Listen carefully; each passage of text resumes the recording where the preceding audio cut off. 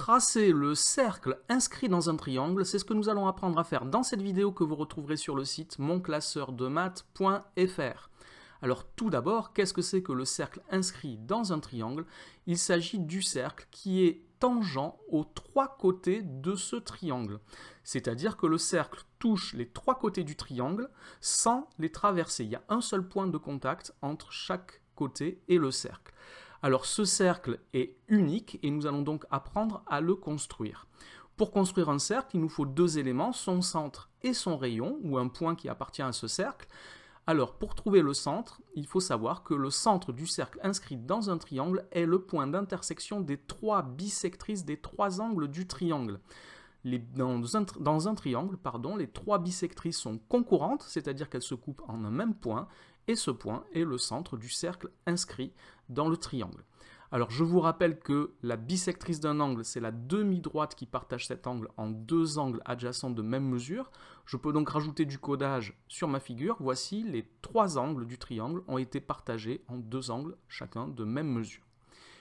Ensuite, une fois que j'aurai le centre, il me faudra déterminer le rayon. Alors pour trouver le rayon du cercle, on va utiliser le fait que le centre du cercle est équidistant des trois côtés du triangle. Cela puisque le cercle est tangent aux côtés du triangle, et aussi parce que tout point de la bisectrice d'un angle est équidistant des deux côtés de l'angle.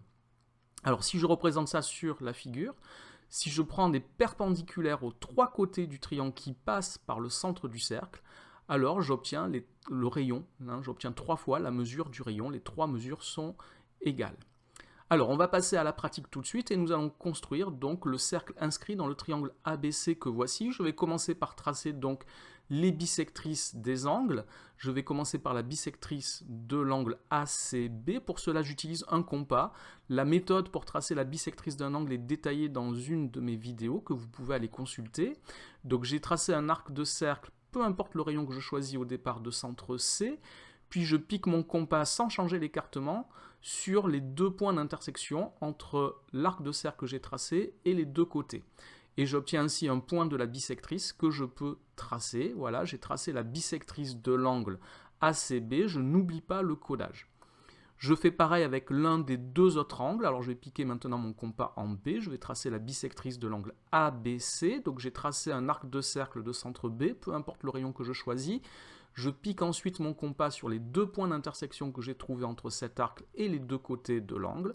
Et j'obtiens ainsi un point de la bisectrice de l'angle ABC. Et puis comme la bisectrice passe par le point B, je peux la tracer jusqu'à ce qu'elle coupe la première bisectrice que j'ai tracée. Je n'ai pas besoin de tracer la troisième bisectrice puisqu'elle passera par le même point. Si ma construction est précise, je peux me contenter de tracer seulement deux bisectrices. Je n'oublie pas le codage des angles et surtout je laisse les lignes de construction apparentes puisqu'elles expliquent la méthode.